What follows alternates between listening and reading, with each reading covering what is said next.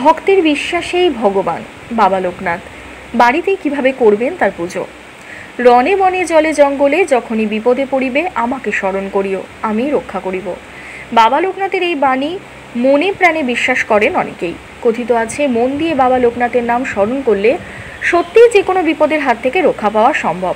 অথচ তিনি কোনো দেবতা নন, জ্ঞানী শাস্ত্রজ্ঞ এক দিব্য পুরুষ, যিনি নিজেকে কখনোই ঈশ্বরের আসনে প্রতিষ্ঠা করতে চাননি।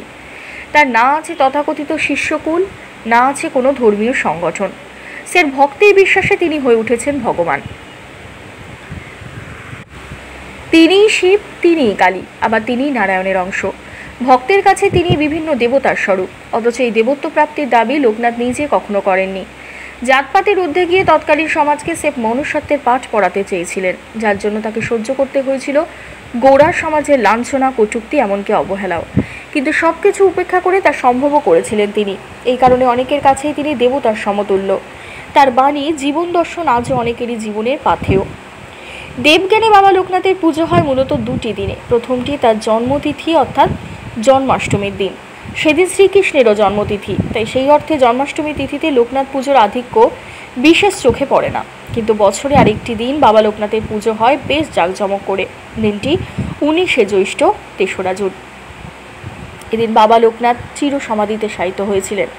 তার এই তিরোধান দিবসে ঘরে ঘরে লোকনাথ পুজোর আয়োজন করেন অনেকেই। ভক্তের বিশ্বাস নিষ্ঠা ভরে এই দিন বাবা লোকনাথের পুজো করলে জীবন সুখ সমৃদ্ধিতে ভরে ওঠে।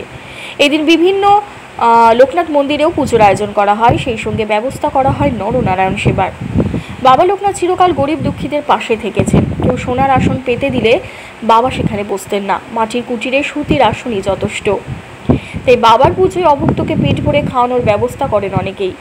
পশ্চিমবঙ্গে এমন অনেক লোকনাথ মন্দিরের সংখ্যা নেহাতি কম নয়। কলকাতা বা শহরতলিতেও এই মন্দির যথেষ্টই চোখে পড়ে। তবে বাবা লোকনাথের সবথেকে বড় মন্দির রয়েছে চাকলা এবং কচুয়াধামে।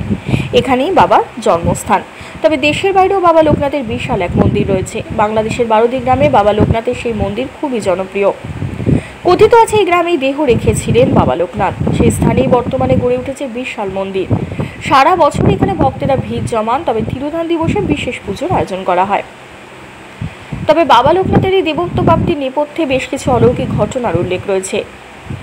সেই অর্থে যার ব্যাখ্যা কোনো শাস্ত্রে নেই। তবে লৌকিক বিশ্বাসের চেয়ে বড় বোধ হয় আর কিছু হতে পারে না। তাই বাবা লোকনাথের সমস্ত অলৌকিক ঘটনাই লোকমুখে প্রচারিত হয়েছে। কেউ কেউ এমনটা দাবি করেছেন তা লীলা স্বচক্ষে দেখেছেন, তবে অনেকেই যে মন থেকে তা অনুভব করেছেন এ কথা বলাই বাহুল্য। বাবা লোকনাথ নাকি 160 বছর বয়সেরও বেশি সময় জীবিত ছিলেন, এমনকি জীবদ্দশায় নিজের মায়ের পুনর্জন্ম হতেও দেখেছিলেন। শুধু তাই নয়, বেদ, কোরআন, বাইবেল সব কিছুই তিনি পড়েছিলেন, বুঝেছিলেন সব ধর্মের সার কথা একই। আর এই সাধনা আর সেই ধারণা সকলের মধ্যে ছড়িয়ে দিতে চেয়েছিলেন বাবা লোকনাথ।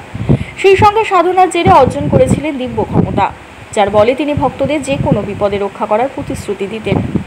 মৃত্যুর ঠিক আগের মুহূর্তেও সেই অমোঘ বাণী উচ্চারণ করেছিলেন বাবা লোকনাথ। সেই আশ্বাস অনেকেই অবিশ্বাস করতে পারেন, তবে কথায় আছে, বিশ্বাসে মিলায় বস্তু তর্কে বহুদূর। সেম এই বিশ্বাসের নৌকায় ভর করে কতজন জীবনের কঠিনতম বিপদের দিনগুলো কাটিয়ে দেন। আপাতত মনে হতে পারে এই বিশ্বাস আসলে নিজের উপর, কিন্তু তারও তো কিছু নিমিত্ত থাকা প্রয়োজন।